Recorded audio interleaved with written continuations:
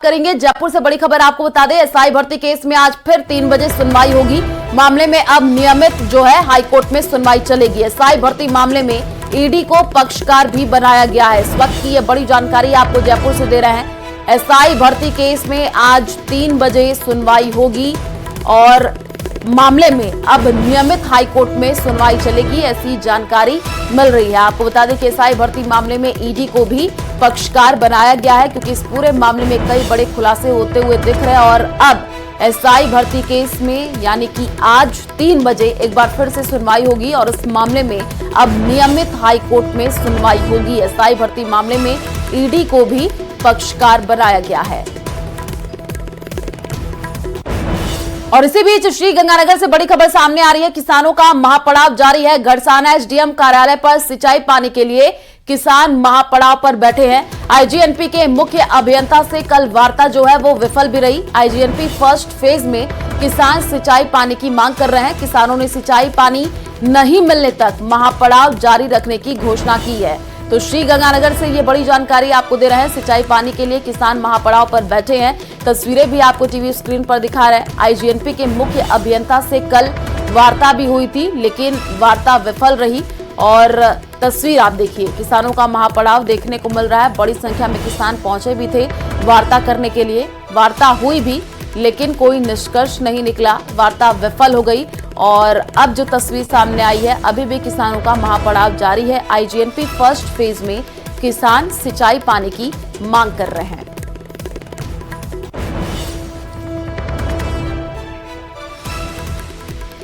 बीकानेर से बड़ी खबर, पूर्व राजघराने का आपसी संपत्ति विवाद मामला। बुआ राजश्री और भतीजी सिद्धि कुमारी में ये विवाद चल रहा है। सिद्धि कुमारी सहित 4 को जिला एवं सेशन कोर्ट का अवमानना का नोटिस है और पूर्व महाराजा करणी सिंह की संपत्तियों की लिस्ट पेश करने का आदेश। आपको बता दें कि मौका कमिश्नर को संपत्ति के अंदर तक जाने दिया, लेकिन सभी कमरों को नहीं खोला गया। इससे पूरी संपत्तियों की लिस्ट तैयार नहीं हो सकी और जितने कमरे खोले उनकी रिपोर्ट पेश की है। अब कोर्ट ने विधायक सहित 4 को नोटिस जारी किया है। मामले की आज कोर्ट में सुनवाई हो रही है।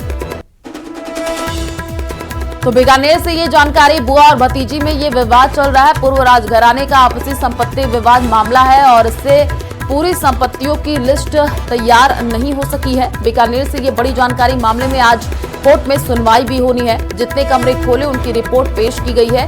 बुआ और भतीजी में आपको ये बता दें कि ये विवाद चल रहा है। सिद्धि कुमारी सहित 4 को नोटिस भी मिला है। हर एक बात पर बेबाकी से जवाब देने वाले किरोड़ी लाल मीणा इन दिनों शांत नजर आ रहे हैं, लेकिन उनके आरोपों के बाद प्रदेश की सियासत में जोरदार हलचल है। आलम यह है कि वो भले ही कुछ ना बोले, लेकिन उनके पक्ष में बोलने वालों की फहरिस्त लंबी हो जाती है। बीजेपी के नोटिस के बाद किरोड़ी लाल मीणा ने तो सार्वजनिक तौर पर कोई बयान नहीं दिया, लेकिन विपक्ष को सरकार को घेरने का मौका मिल गया है। ये रिपोर्ट देखिए।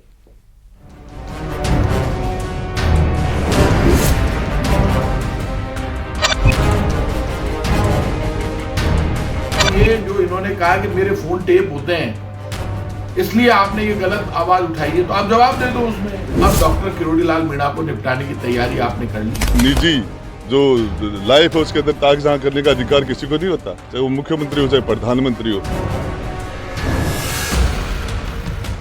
का अंदरूनी मामला है, इसको मीडिया ट्रायल नहीं करते।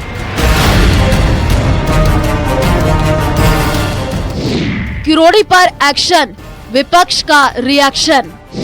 नोटिस पर क्या जवाब देंगे किरोड़ी? मदन राठौड़ की विपक्ष को नसीहत, बोले ये पार्टी का आंतरिक मामला।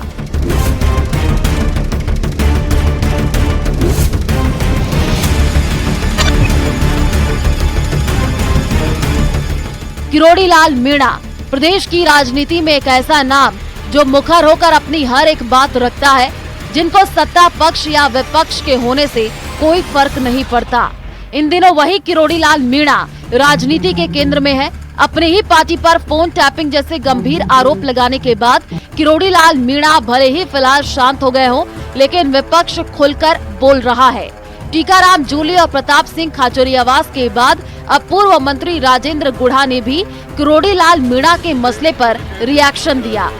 राजेंद्र गुढ़ा का कहना है कि किसी की निजी जिंदगी में झांकना सही नहीं और उनके साथ जो हो रहा है उसका अंजाम ये लोग भुगतेंगे। कैबिनेट मंत्री की उसकी निजी जो लाइफ है उसके अंदर ताक झांक करने का अधिकार किसी को नहीं होता, चाहे वो मुख्यमंत्री हो चाहे प्रधानमंत्री हो। और किरोड़ी लाल जी भूल गए लोग 5 साल तक सड़कों पर उन्होंने आंदोलन किया था, लड़ाई लड़ी थी। और बाबा ने जो किया था, सड़क के ऊपर एक ही आदमी लड़ा था 5 साल में सरकार के खिलाफ। जिस लेवल का मैं बताना चाह रहा हूँ, जिस लेवल पर किरोड़ी बाबा ने जो स्ट्रगल किया और आज उसके साथ जो कर रहे हैं भुगतेंगे ये। किरोड़ी लाल के आरोपों पर विधानसभा में भी विपक्ष ने जोरदार हंगामा किया था। सदन से लेकर सड़क विरोध प्रदर्शन किया गया। अब बीजेपी प्रदेश अध्यक्ष मदन राठौड़ ने विपक्ष को नसीहत दी है कि ये पार्टी का आंतरिक मसला है और उसे पार्टी स्तर पर ही सुलझा लिया जाए। पार्टी का अंदरूनी मामला है, इसको मीडिया ट्रायल नहीं करते। पार्टी में एक व्यवस्था है और उचित समय पर और नेतृत्व सही निर्णय करेगा। दरअसल पार्टी ने किरोड़ी लाल मीणा के फोन टैपिंग के आरोप को अनुशासनहीनता मानते हुए कारण बताओ नोटिस जारी किया था, जिसका जवाब उन्हें 3 दिन के अंदर देना था। हालांकि किरोड़ी लाल मीणा ने सार्वजनिक रूप से अभी कोई बयान जारी नहीं किया है, लेकिन खुद को पार्टी का अनुशासित सिपाही बताते हुए नोटिस मिलते ही जवाब देने की बात कही थी।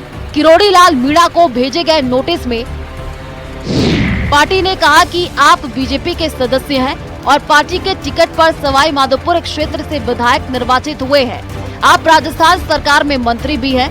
आपने पिछले दिनों मंत्री परिषद से इस्तीफे की खबर न्यूज़पेपर में छपवाने के लिए उपलब्ध करवाने और सार्वजनिक रूप से बयान देकर भाजपा नीति सरकार पर फोन टैप कराने का आरोप लगाया, जो असत्य है। आपने बयान देकर बीजेपी की बहुमत वाली सरकार की प्रतिष्ठा को धूमिल करने का काम किया। आपका उपरोक्त कृत्य पार्टी के संविधान में वर्णित अनुशासन भंग की परिभाषा में आता है। नोटिस में कहा गया कि आपके उपरोक्त बयान को पार्टी के राष्ट्रीय अध्यक्ष ने पार्टी के संविधान में वर्णित अनुशासनहीनता माना है। बीजेपी के राष्ट्रीय अध्यक्ष के निर्देशानुसार आपको ये कारण बताओ नोटिस भेजा जा रहा है। आप आरोपों पर 3 दिन के अंदर अपना स्पष्टीकरण प्रस्तुत करें, अन्यथा ये समझा जाएगा कि आपको उपरोक्त आरोप के बारे में कोई स्पष्टीकरण नहीं देना है। किरोड़ी लाल मीणा के बीजेपी पर लगाए गए फोन टैपिंग के आरोपों ने सियासत को गर्म कर दिया है। विपक्ष को बैठे बिठाए सरकार को घेरने का मुद्दा मिल गया।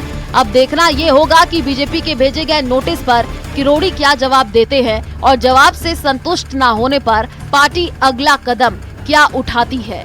Bureau report, news 18 Rajasthan.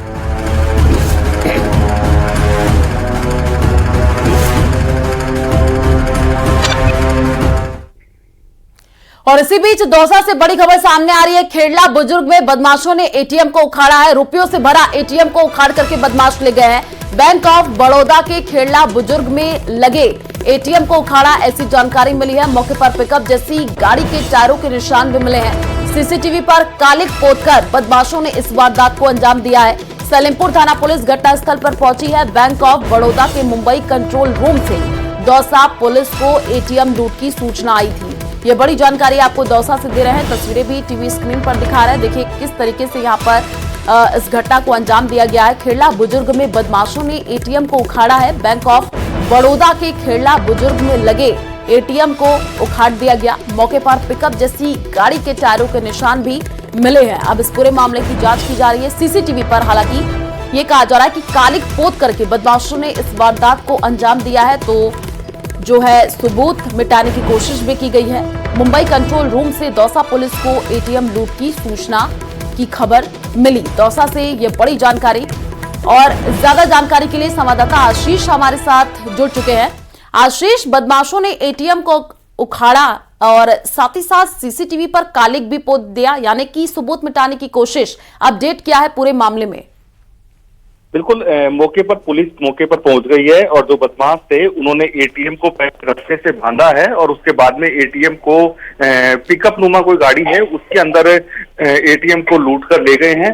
ये दौसा के सलेमपुर जो थाना पुलिस है वहां का ये पूरा मामला है। खेड़ला बुजुर्ग गांव में बैंक ऑफ बड़ौदा का एटीएम लगा हुआ था। जैसे ही सीसीटीवी को छेड़ा गया और उन पर स्प्रे डाला गया तो इनके जो कंट्रोल रूम है बैंक का मुंबई में, वहां पर सूचना पहुंची। उसके बाद में मुंबई से दौसा पुलिस को सूचना दी गई। सूचना के बाद पुलिस मौके पर पहुंची है, बदमाशों की तलाश कर रही है, क्योंकि करौली और दौसा दोनों जगह पर एटीएम के साथ इस तरह की घटना हुई है। करौली के महावीर जी में गैस कटर से काटकर एटीएम लेकर गए हैं और यहाँ पर एटीएम को उखाड़ कर लेकर गए हैं। दोनों जगहों की घटनाओं को, क्योंकि आसपास दोनों सीमावर्ती इलाकों में घटना हुई है, दोनों जिलों की सीमा पर यह घटना हुई है। ऐसे में दोनों जिलों की पुलिस अब बदमाशों की तलाश कर रही है। ठीक है, आप नजर बना करके रखिए। फिलहाल शुक्रिया तमाम जानकारी साझा करने के लिए। करौली से बड़ी खबर आपको बता दें, श्री महावीर जी में एटीएम काट करके कैश बदमाश लेकर के गए हैं। बदमाशों ने एटीएम मशीन को गैस कटर से काटा है, ऐसी जानकारी है। सूचना पर श्री महावीर जी थाना पुलिस पहुंची है और आसपास लगे सीसीटीवी फुटेज की अब जांच की जा रही है। कई स्थानों पर नाकेबंदी तक करा दी गई है। श्री महावीर जी के हायर सेकेंडरी स्कूल के पास की ये घटना है, तो बड़ी जानकारी आपको दे रहे हैं करौली के श्री महावीर जी से ये जानकारी, जहां पर एटीएम काट करके कैश बदमाश लेकर के गए हैं। आसपास लगे सीसीटीवी फुटेज की भी अब जांच की जा रही है और साथ ही साथ कई स्थानों पर नाकेबंदी भी कराई गई है। तो जैसे ही सूचना लगी पुलिस मौके पर पहुंची है, मामले की जांच की जा रही है। श्री महावीर जी में एटीएम काट करके कैश बदमाश लेकर के फरार हो गए हैं। राजसमंद की चारभुजा से खबर है, आधी रात में देसूरी की नाल में बस बेकाबू होकर के पलटी है और एक ही परिवार के करीब 26 सदस्यों को चोटें भी आई हैं। एक गंभीर घायल को उदयपुर रेफर कर दिया गया है। सूचना पर चारभुजा थाना पुलिस मौके पर पहुंची है। दोनों गंभीर घायलों को आरके जिला अस्पताल पहुंचाया गया है। प्रयागराज से सांडेराव जो है बस में सवार सभी लोग जा रहे थे, तभी यह हादसा हो गया। देसूरी की नाल में पंजाब मोड़ के पास यह हादसा हुआ है। चारभुजा थाना अधिकारी प्रीति रत्नू ने जानकारी दी है। तस्वीरें भी आपको दिखा रहे हैं। अफरा तफरी का माहौल मच गया और आपको बताया कि एक ही परिवार के करीब 26 सदस्यों को चोटें आई हैं। एक गंभीर घायल को उदयपुर रेफर किया गया है।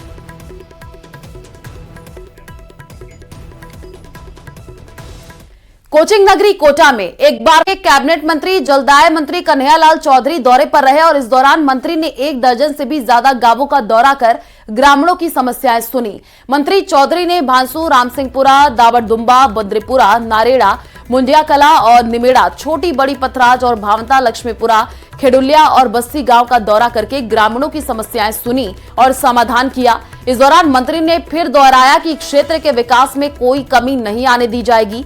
प्राथमिकता के आधार पर विकास कार्यों को पूरा किया जाएगा। मंत्री की जन सुनवाई के दौरान जिला और ब्लॉक स्तरीय अधिकारी भी मौजूद रहे।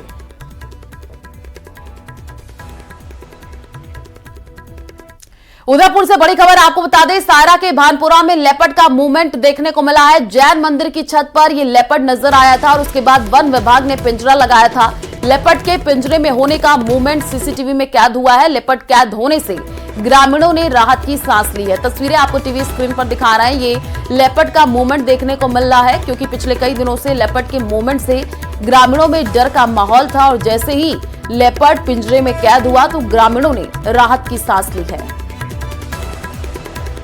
सरकार से कोई मदद नहीं मिल रही, फिर भी भीनमाल के हुनरमंद सदियों पुरानी अपनी परंपरा को बरकरार रखने में जुटे हैं। ट्रेडिशनल लुक और मजबूती की वजह से इन हुनरमंदों की बनाई मोजड़ियों का कोई जोड़ नहीं है, लेकिन कारीगरों को उचित पारिश्रमिक नहीं मिल पा रहा है। देखिए रिपोर्ट।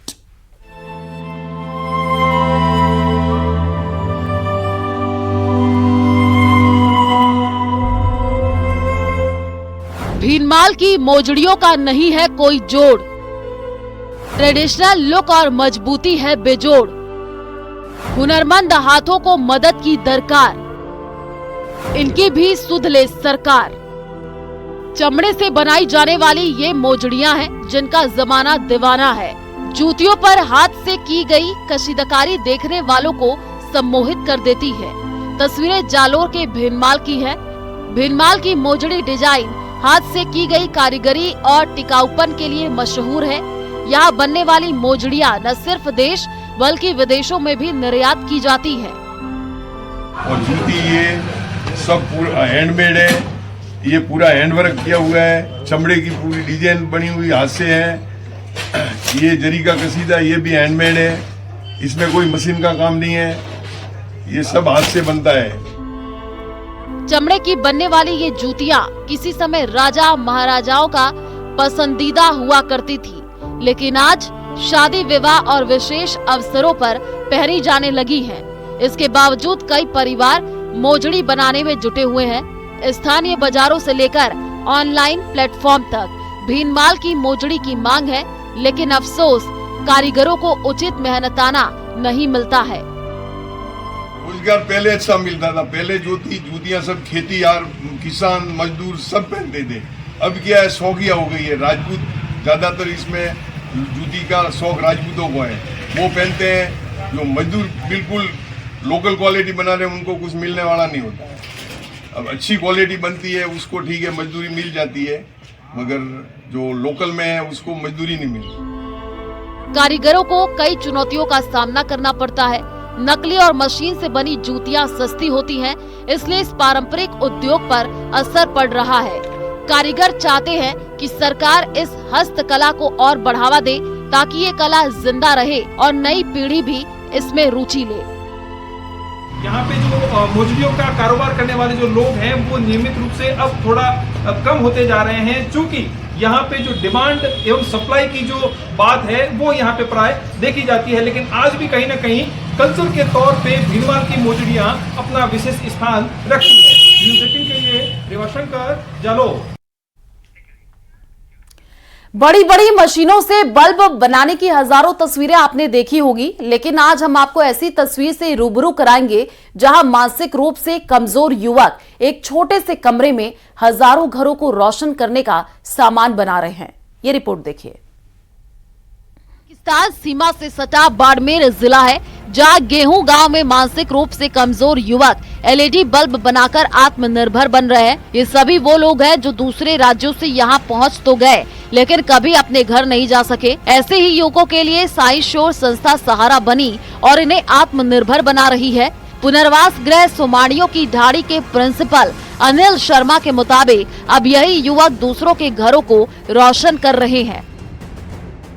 फिर हमने कुछ YouTube पे ऐसे काम सर्च किए जो ये आसानी से कर सके, क्योंकि ये विमंदित होने के साथ ये सारा दिन फ्री रहते हैं और कुछ समय ऐसा होता है इनके दवाई का भी समय रहता है। तो हमने चाहा, फिर हमने 2-3 काम पे कार्य किया।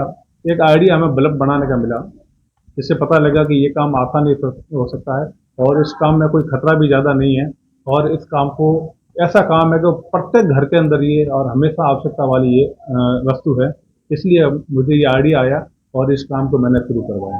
मानसिक वमंदित युवक सफेद रोशनी वाले बल्ब के अलावा रंगीन बल्ब और चार्जेबल बल्ब भी बना रहे हैं। इसके अलावा इसकी 1 साल तक की गारंटी है। इसके लिए अभी तक सिर्फ यहाँ आने वाले लोगों के जरिए ही सामग्री बेची जा रही है। वहीं सस्ते के साथ 1 साल की गारंटी के साथ बेचे जाने वाले इन बल्ब की स्थानीय स्तर पर मांग बढ़ी है। कच्चा मटेरियल मैं दिल्ली से मंगवाता हूँ। दिल्ली जब हम लोग जाके भी मैं आया था, वहाँ पे बहुत सारी ऐसी जो सस्ते दामों पर देते हैं और कंस्ट्रक्शंस में भी देते हैं, तो मैं वहाँ से दिल्ली से लेके आता हूँ। जब हमको ज़रूरत होती है हमको फ़ोन करते हैं, वो वापस जो है कोरियर पार्सल कर लेते हैं और हम लोग उसको आसानी से बना लेते हैं।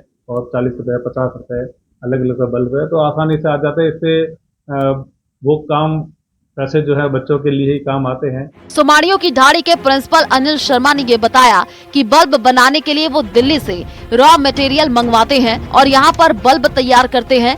एक बल्ब बाजार में 100 से 500 रुपए में मिलता है और यहाँ पर 30 से 150 रुपए तक मिल जाता है। ये विमंदित रोज 50 से 100 तक बल्ब बनाते हैं। साथ ही सिखाने के लिए एक इंस्ट्रक्टर जिसकी देखरेख में ये युवक बल्ब बनाते हैं। बाड़मेर से प्रेमदान देथा की रिपोर्ट। चित्तौड़गढ़ केंद्रीय नारकोटिक्स ब्यूरो की टीम ने कार्रवाई करते हुए 22 सवार से 4 किलोग्राम अफीम जब्त की है। केंद्रीय नारकोटिक्स ब्यूरो यूनिट को मिली गुप्त सूचना के आधार पर अधीक्षक ने अपनी टीम को चित्तौड़गढ़ कोटा हाईवे बस्सी के पास रवाना की, जहां पर सियालिया बस स्टैंड के पास एक मोटरसाइकिल सवार को रोककर उसकी तलाशी में 4 किलो अफीम बरामद की गई है। टीम ने एनडीपीएस अधिनियम के तहत प्रकरण दर्ज कर आरोपी को गिरफ्तार कर अनुसंधान प्रारंभ कर लिया है और इस मामले में संलिप्त आरोपियों की पहचान और नेटवर्क की विस्तृत जांच की जा रही है। तो नारकोटिक्स टीम की यह बड़ी कार्रवाई चित्तौड़गढ़ में देखने को मिली है। टीम ने 4 किलोग्राम जो है जब्त किया है अफीम।